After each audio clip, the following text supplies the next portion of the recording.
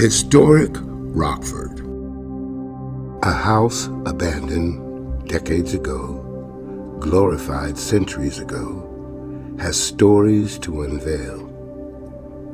Once home to General Edward Hahn, Rockford is one of the only Revolutionary War-era homes standing today in Pennsylvania. Memorialized through various signs across the Lancaster city and Lancaster Park is General Hahn's historical estate.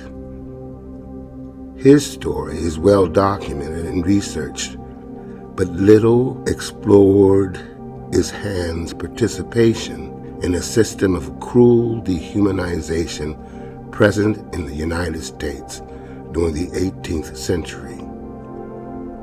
An important figure in General Hahn's story is missing from memorials scattered across town.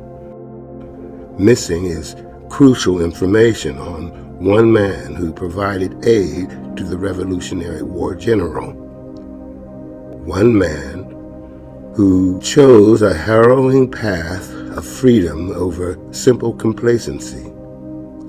One man whose life is still a mystery as a result of the prejudice that faced for the color of his skin. One man who was forgotten. This is the story of Frank.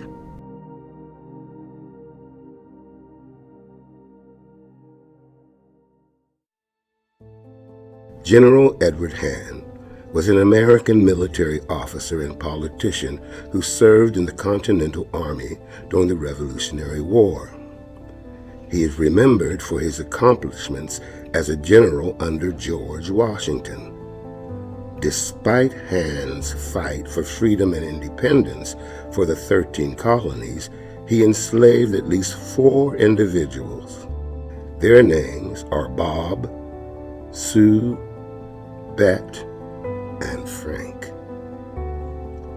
In the thick of the Revolutionary War, Hahn purchased Bob and Sue, stripping them of their humanity. Letters exchanged between Hahn and his wife Kitty indicate their purchase.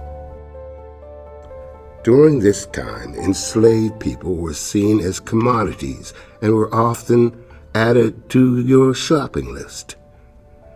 A record shows Hahn's participation in this dehumanized system and indicates the purchase of one man. Shortly after, Bob, an enslaved boy, appears in letters. Bob traveled from the couple's Lancaster city home, aiding in a range of tasks assigned to him. Just 11 years old, he would venture alone across state borders with supplies, livestock, and goods sent by hand. Meanwhile, both Sue and Bet were to attend to Kitty's needs. From documentation, it is known that Sue was a seamstress and worked in their city home. There is a lack of information on Bet. Initially, Sue had the agency or the ability to escape and run away. We know she ran away due to the advertisements published in the Lancaster newspapers, but was returned to Hahn. The practice of buying and selling humans was a degrading action widely normalized and justified during the early years of the United States history. Hahn commodified the life of Bob and Sue for the financial interests of the estate, both subsequently being sold.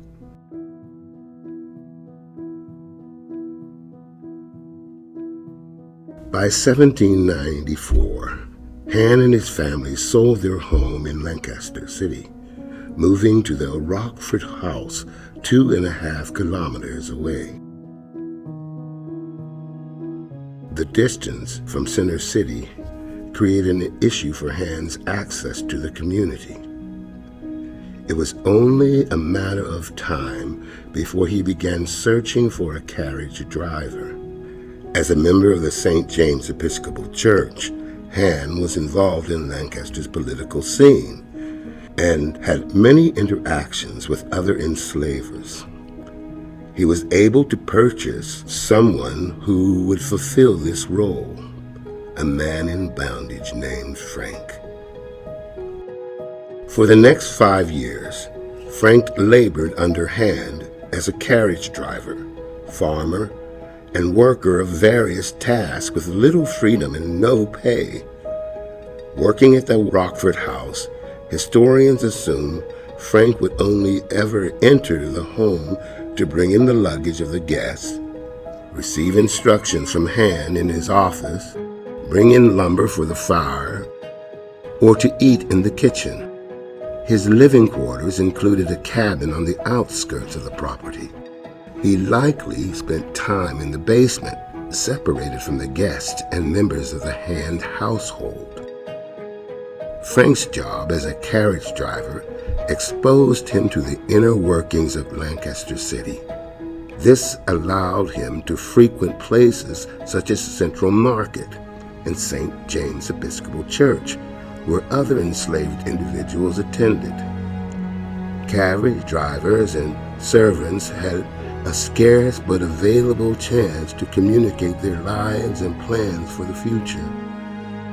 Viewing the dynamics of a life in freedom, it is in spaces such these that Frank formed his agency to escape.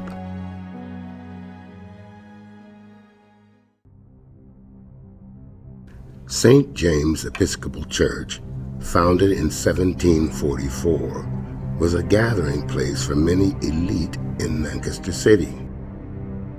In church records, the seating arrangements are documented based on rank within the community.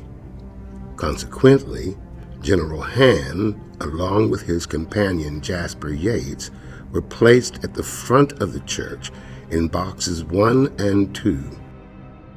Although Frank was instrumental in the Han's household, he did not sit with the family during church services. Historically, enslavers would patronize enslaved people through religious justification, often claiming saviorism to assert superiority.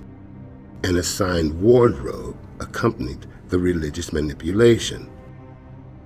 In an attempt to assimilate enslaved people into Western societal norms, the white savior complex, portrayed as messianic, would be pushed upon people of color. The pattern of white individuals or groups presenting themselves for the liberation of the oppressed reinforced the existing power imbalances. Frank and the other enslaved people who attended St. James were separated and watched from the balcony or bench. All African Americans participating in church services were directed to sit in the back. This meant that after escorting the Han family every Sunday, Frank would have participated in the Mass not alongside the family, but with enslaved individuals and the free African Americans as well. Around 1800, there were an estimated 786 free African Americans living in Lancaster County. Although informative, these numbers would not be seen as accurate. Free African Americans were often discounted, unacknowledged, and erased from U.S. society. Records such as death notices and freedom papers were not kept as tightly for Black Americans as they were for white. To be a free African American in Pennsylvania was difficult, but not uncommon. Freedom could be achieved in a number of ways. An enslaved person could save up money and purchase their freedom, called coartation. an enslaved person could escape their enslaver called self-emancipation or manumission. Manumission is when the enslaver voluntarily releases the enslaved person. This occurred for a multitude of reasons. Manumission could have been in a will after the enslaver passed away. If the enslaver deemed the enslaved person not useful, or if the enslaver wanted to reward the enslaved person for their labor. While it is true manumission freed hundreds of enslaved people across Pennsylvania, it represented the control enslavers had over the lives of African Americans and the paternalism present in those dynamics. When an enslaved person was manumitted, they received a document certifying their status known as freedom papers. These certificates were owned by every free African American in Pennsylvania and could be presented to prove their freedom when they were questioned. Although freedom papers were checked frequently, there was not much scrutiny placed on the identity of the individual who had the papers. Self-emancipated enslaved people often acquired freedom papers of free African Americans who were deceased, or those whom they had close relationships with. With the right clothes, appearance, and demeanor, freedom seekers were able to meld into the society and hide their true identities from bounty hunters.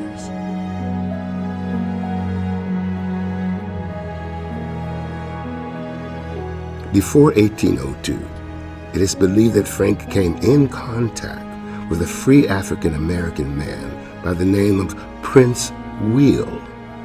Likely manumitted or bought out of slavery, his identity is a mystery. Through the various searches in Lancaster's documentation, little to nothing was discovered about Will. As said by many historians, the name Prince Will is obscure. The lack of information on whether he was enslaved, if he had changed his name, or anything about his history is yet to be found. Though it is believed that Prince Will was a carriage driver due to his last name, Will, this may have tied to the connection between Frank and Prince Will. It is believed that Prince Will passed away in the early 1800s, with Frank subsequently acquiring his freedom papers as he planned an escape.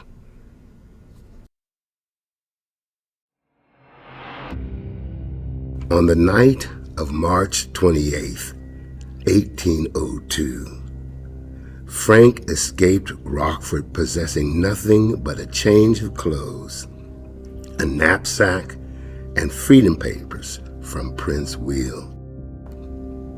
Escaping at night ensured there would be no resistance as he exited the property. But most importantly, little eyewitness evidence to trace his path. Frank's plan was likely to travel into the city, blending into society before leaving Lancaster forever. Having experience as a carriage driver, his knowledge of the local roads and terrain provided him with an advantage over enslaved catchers. Frank took the skill that he had used to commodify him and turned it into his liberation.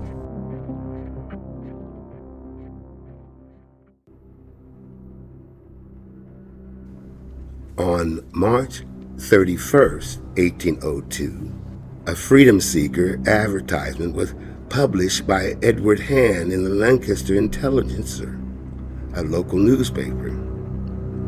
It outlined a $30 reward for Frank's capture, describing him as 5 feet 8 inches, stout, and, quote, perfectly black. Han was aware of Frank's possessions: a green coat, buckskin breeches, shoes, a well-worn beaver hat, and other garments.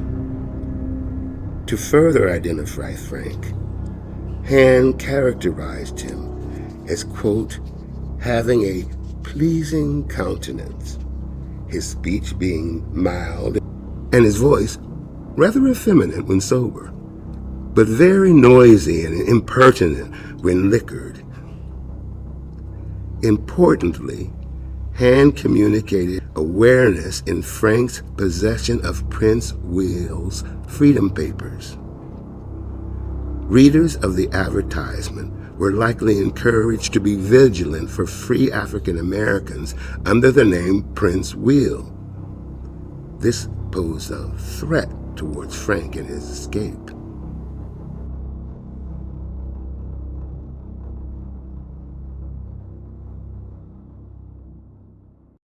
Months had gone by and the advertisements continued.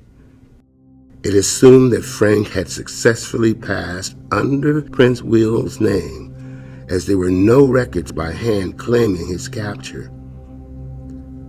Ultimately, after the death of General Han in September of 1802, advertisements came to a halt.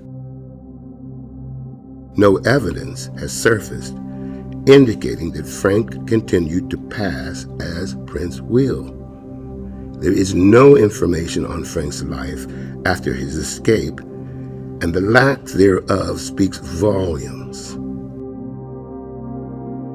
Frank, a present member of the Rockford estate, was able to blend into society completely with just a change of clothes and one piece of paper. Passing as a free African American, he was easily overlooked and ignored. These circumstances worked in Frank's favor, but indicate the lack of documentation and status that African Americans were given during this time.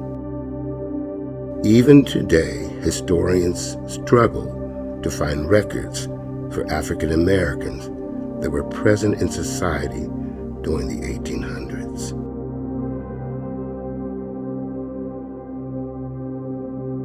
Rockford was sold in 1810 after the deaths of Edward and Kitty Hand. By the 1950s, Rockford was threatened to be demolished and was to become a trash incineration plant and landfill.